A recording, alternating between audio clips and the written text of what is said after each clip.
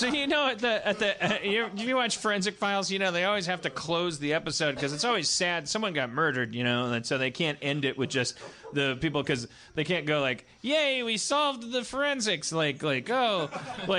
I was stuck in a closet. I was stuck in the closet.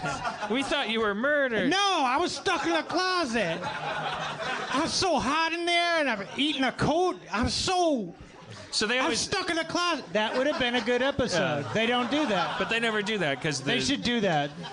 They should do it once. The second to last thing that happens is always stuck in a closet.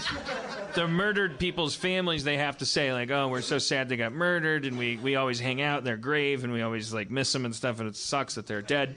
But you can't end the episode like that, so then they always need this like, I don't know how come they haven't just figured it out how to get people to say it, but it's I guess because it's hard for these cops and stuff because it always has to be like a cop that says it, and they're not. Look, if you're a cop and you're listening and you're a genius, like email me, but I'm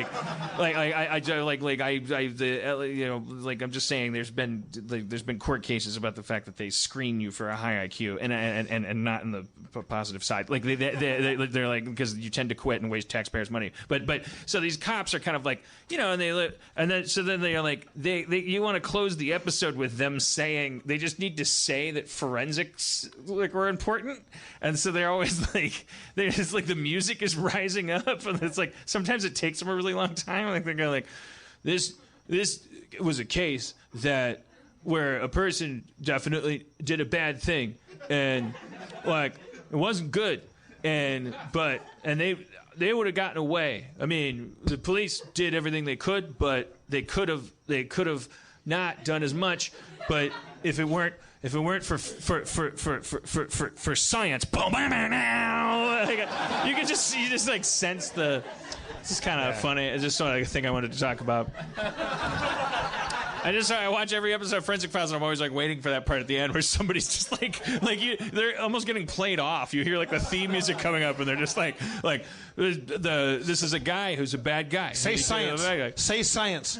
Yeah, exactly. They're like waiting. They just want him to say like no. And you can tell that the way they start their quotes, like you can tell the interviewers are asking them like, so do you think forensic science was crucial to this investigation? And they go, yes. They go, but can you repeat? Yeah, they go, can you make the question part of the answer? And so they go like, I definitely think forensic science was important because when you have a crime, and then the police are, we do things and then but obviously that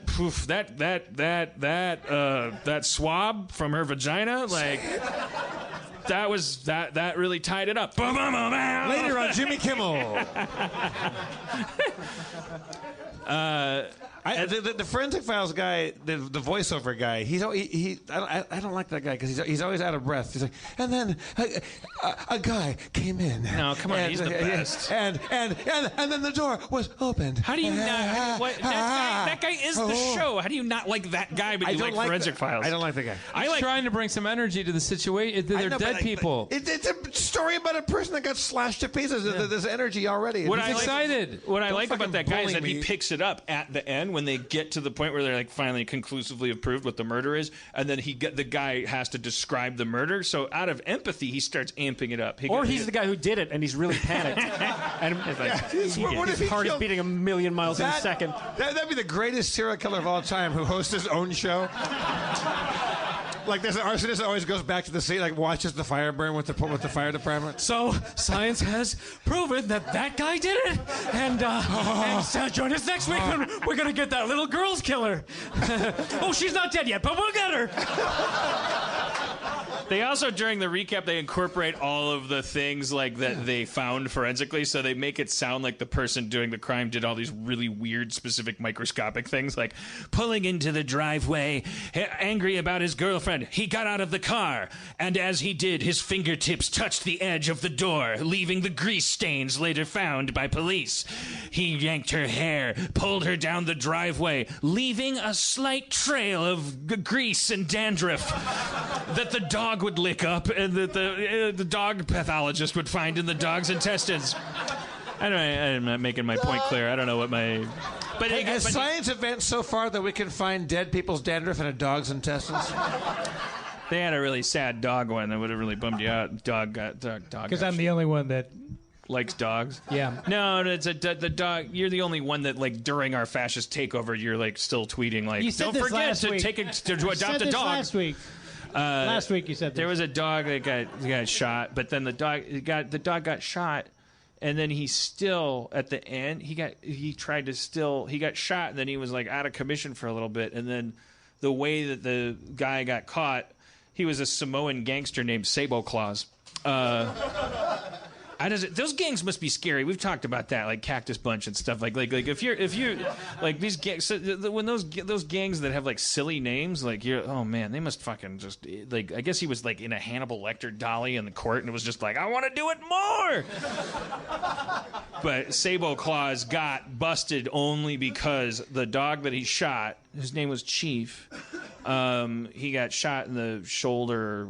Dogs have shoulders, and then he hung out for a little bit, and then like while his owners got killed, and then at the end he was still like "fuck you" and like ran, and he got shot at close enough range that there was enough misting of the dog blood that Sable Claus is now in prison.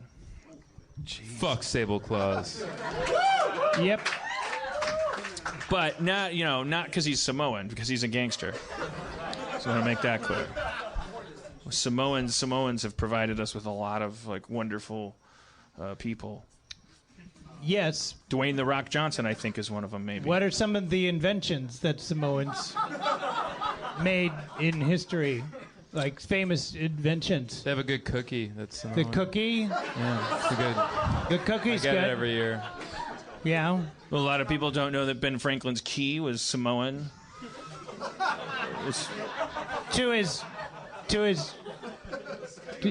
desk. To his desk. I mean, who asked that? That sounds like that's something you ask on a racist website. What did Samoans provide for us? I'm cracking the case. What did Harriet Tubman invent?